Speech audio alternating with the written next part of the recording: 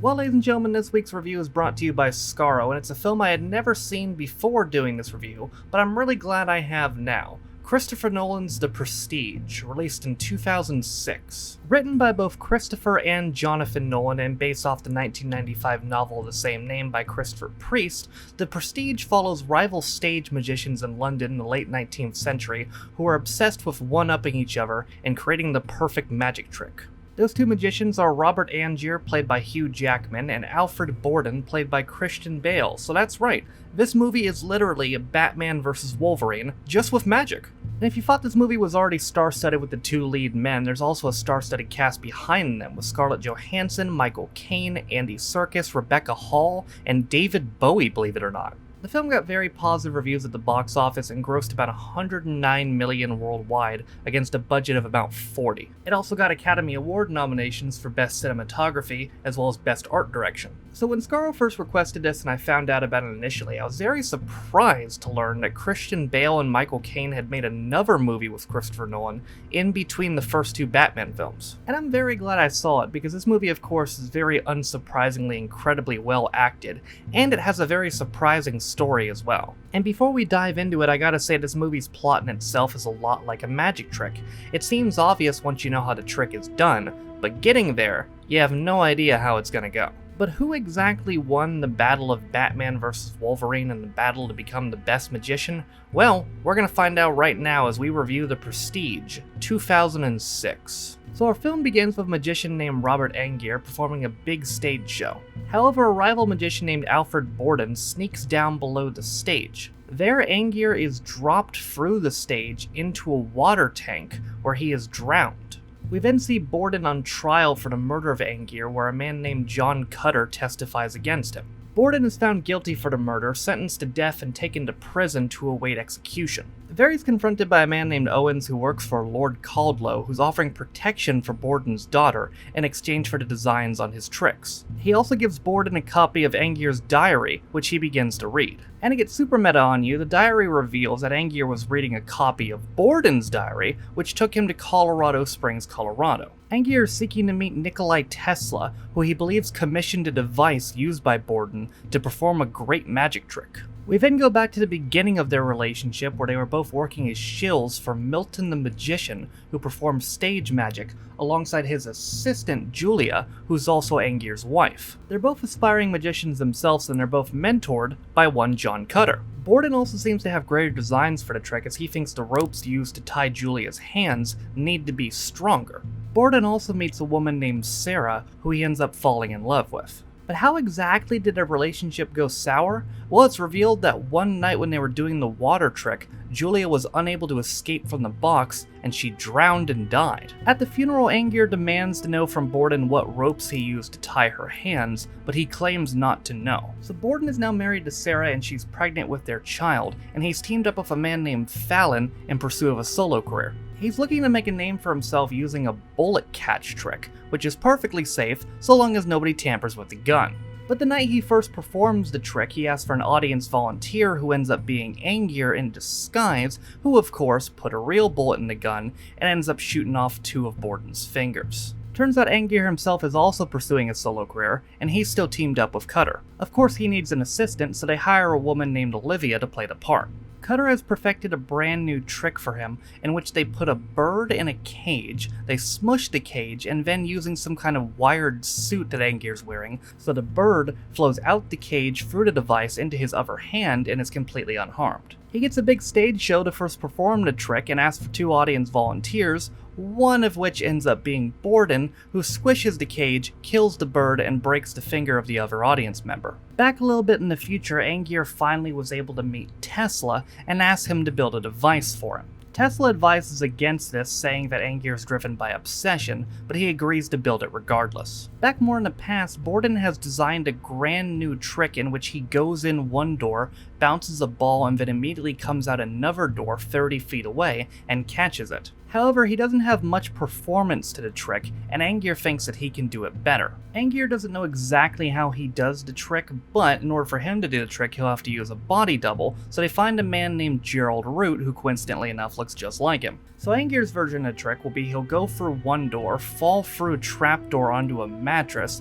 and then Root will go up a platform and out the other door. They perform it for the first time and it's a grand success. The audience loves it, everybody loves it except for Angier, who doesn't get to soak up any of the adulation from the trick. Angier absolutely has to know how Borden does the trick, so he sends his assistant Olivia to go and spy on him. However, bad news for Angier, it appears that Borden has gotten in the head of Gerald Root. Borden then sabotages the trick by first removing the mattress so that when Angier falls, he cripples himself partially, and then he himself comes out the other door and uses the opportunity to promote his own show across the street. Angier then confronts Olivia, who he accuses of falling in love with Borden and double-crossing him. Olivia has partially been doing her job though, as she's obtained a copy of Borden's diary which she gives to Angier. However, he can't access it without knowing the cipher, and he goes to extreme measures to figure it out as he kidnaps Borden's man Fallon and buries him alive until Borden gives him the cipher. And the cipher is revealed to be one word,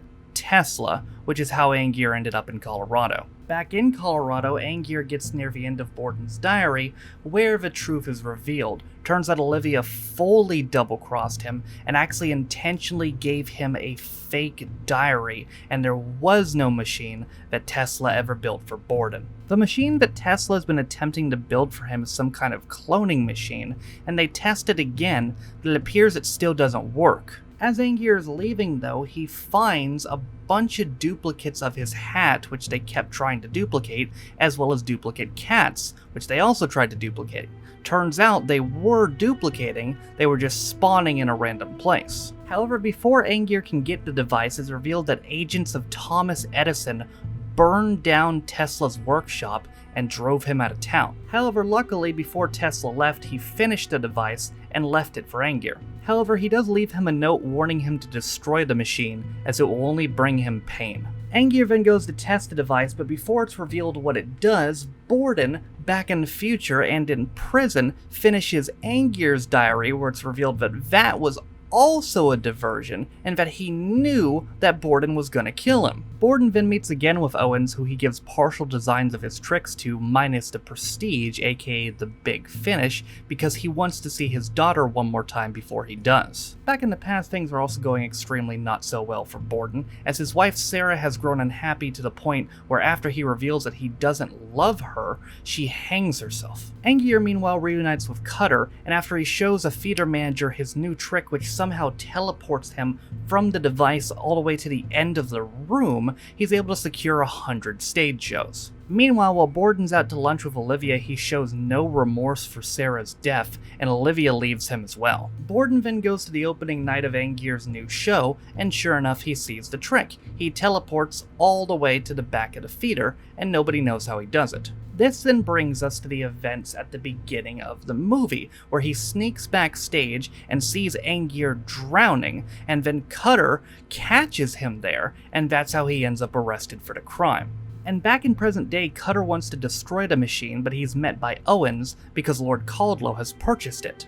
Owens cannot arrange a meeting between the two, but if Cutter were to go see Lord Caldlow to deliver the machine himself, then he could obviously meet him. Back at the prison, Lord Caldlow arrives with Borden's daughter, and he's revealed to be no one else but Angier, still alive. Borden then gives him the final designs to his tricks in exchange for his daughter's safety, but Angier rips them up as he doesn't need them anymore. He arrives back home where he meets up with Cutter, who is betrayed and fucking pissed that Angier deceived him and faked his death. However, he still agrees to help him in destroying the machine, while simultaneously, Borden is preparing to be hung. Cutter and Angier bring the machine inside the feeder where Angier prepares to destroy it, while simultaneously, Borden is hung. However, as Angier prepares to destroy the machine, a ball bounces towards him, and he catches it as he's shot by Borden. And here comes the big twist. Turns out,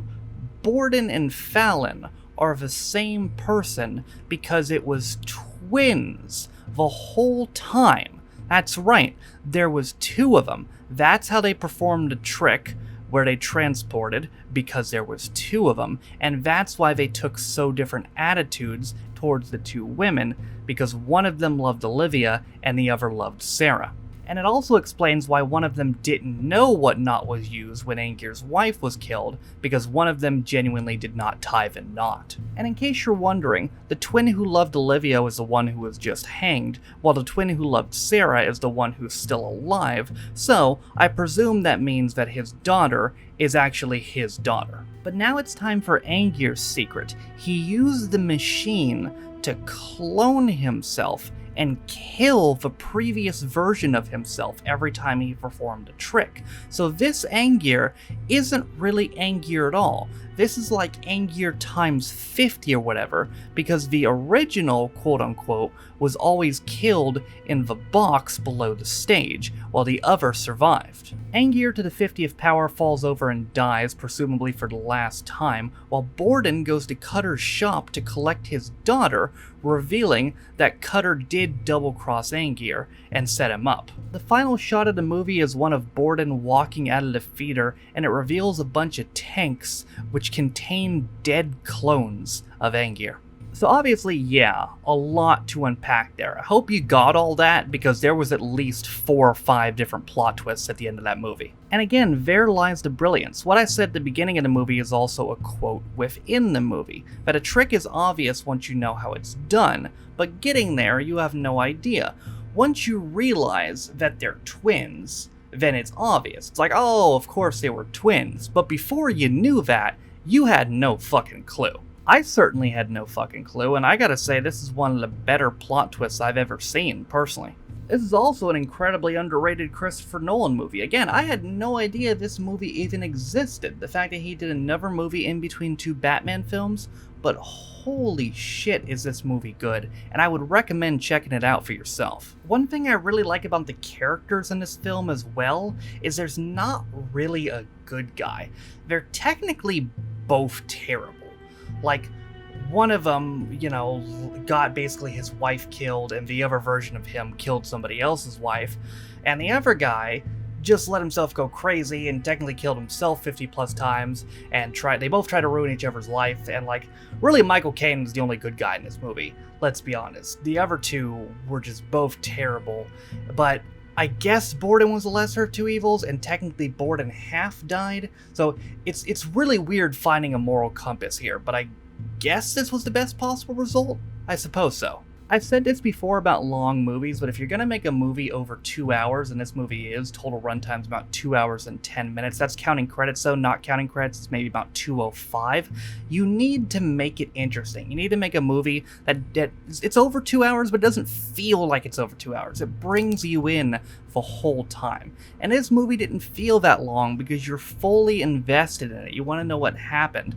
And that is the mark of a truly great film. So now you might be wondering, well, where are we going next week? Well, next week we're going from psychological thriller to comedy horror as we review The Monster Squad, 1987, which was requested by Carol. But that, ladies and gentlemen, is going to do it for my review of Prestige. Thank you again, Scarl, for using your channel points on this. Absolutely tremendous film. It's definitely something I hope to watch back in the future. But that is going to do it for me today. Thank you guys for watching. If you liked it, be sure to like it. If you didn't like it, don't. If you want to follow any of my social media links, they are all in the description down below. Thank you to all 71 as I'm currently recording on my Patrons for supporting me and my channels. With all that being said, though, my name is Noah Taff. This has been my review of The Prestige 2006, and I'll see you guys next time. Bye.